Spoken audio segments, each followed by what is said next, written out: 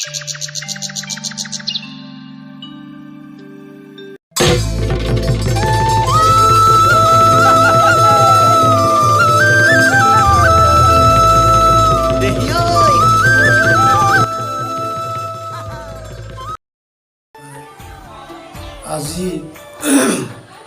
এই মুহূৰ্তত আমি বাসুদেৱৰ সত্ৰীয়া বাসগৃহত আমাৰ নাম হ'ল অতুল চন্দ্ৰ দেৱ গোস্বামী। আমি সত্ৰীয়া বাসুদেৱৰ একাত্ম সেৱক।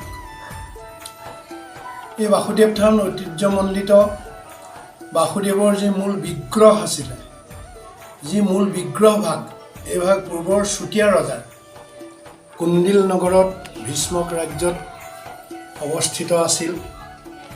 কালক্ৰমত তাতেই ৰবিদেৱ বাসস্পতি নামৰ এটা ব্ৰাহ্মণ পৰিয়ালে এই মহাপুৰুষৰ পূজা সেৱা কৰি আছিলে।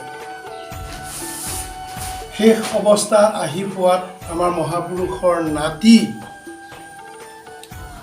পুত্ৰ, নাতি গোসাঁই কয় দামোদৰ আতাক, সেই দামোদৰ আতাক তেতিয়া আহোম ৰজাৰ ৰাজত্ব চলিলে। জয়ধ্বজ সিংহ ৰজাই এই বাসুদেৱ বিগ্ৰহভাগ সমাজিকত পাই কুণ্ডিলৰ পৰা 16জন ভকতেৰে সতে নাৱৰে আনি এই দামোদৰ আতাক সেই ৰবিদেৱ বাসস্পতি পৰিয়ালে তিলকুশ দি উৎসৰ্গা কৰি দিলে বাসুদেৱ এই মহা আটক ধুনীয়া বিষ্ণু বিগ্ৰহভাগ, পূৰ্বৰ ৰুক্মিণীৰ উপাসনা। কালক্ৰমত মহাপ্ৰভুৰ নিৰ্দেশতে আমাৰ এই অসমৰ মূল 4খন পীঠ আছে, কামপীঠ, ৰত্নপীঠ, সুবৰ্ণপীঠ, সৌমাৰ পীঠ। এয়া সুবৰ্ণৰ পীঠতে হিমালয় দাঁতি বুলি ক'ব লাগিব। ইয়াতে জয়ধ্বজ সিংহ ৰজাই পুনৰ ৰাজ অনুগ্ৰহত সোৱণশিৰি আৰু ঘাগৰৰ মাজত এই আমাৰ পূৰ্বপুৰুষ সত্ৰ প্ৰতিষ্ঠাতা মূল নৰোৱা সত্ৰ প্ৰতিষ্ঠাতা দামোদৰ আতাক বহু ভূমি দান দি তামৰ ফলি সহ দি সত্ৰভাগ পাতি দিলে। প্ৰকৃতিৰ দুৰ্যোগ আহিলে, বান আহিলে, খহনীয়া আহিলে, অহাত সেই দামোদৰ আতাও গ'ল, জয়ধ্বজ সিংহ ৰজাও গ'ল। বৰ্তমান য'ত থানখনি অৱস্থিত এখন ৰৌমাৰী বিল, ৰৌমৰা পথাৰ, শিৱসিংহ ৰজাৰ দিনত সেই দামোদৰ আতাৰ পুত্ৰ ৰমাকান্ত আতাৰ দিনত 4 গড় মাৰি এই মহাপুৰুষ বিগ্ৰহ ইয়াতে প্ৰতিষ্ঠা কৰি একাধিক্ৰমে আমাৰ এই মহাপুৰুষে আজি বৈষ্ণৱ ধৰ্ম, বৈষ্ণৱ পীঠ বুলি আমি কৈছোঁ, একাধিক্ৰমে চলি আহি আছে।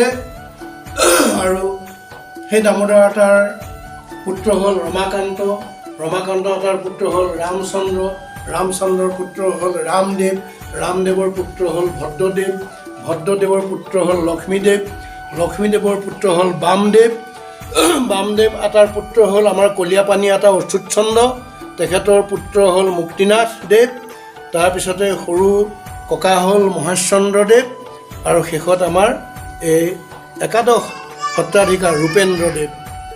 এতিয়ালৈকে এই দামোদৰ আতাৰ পৰা 1 2 3 4 5 6 7 8 9 10 11জন ধৰ্মাচাৰ্য বৈকুণ্ঠগামী হৈছে।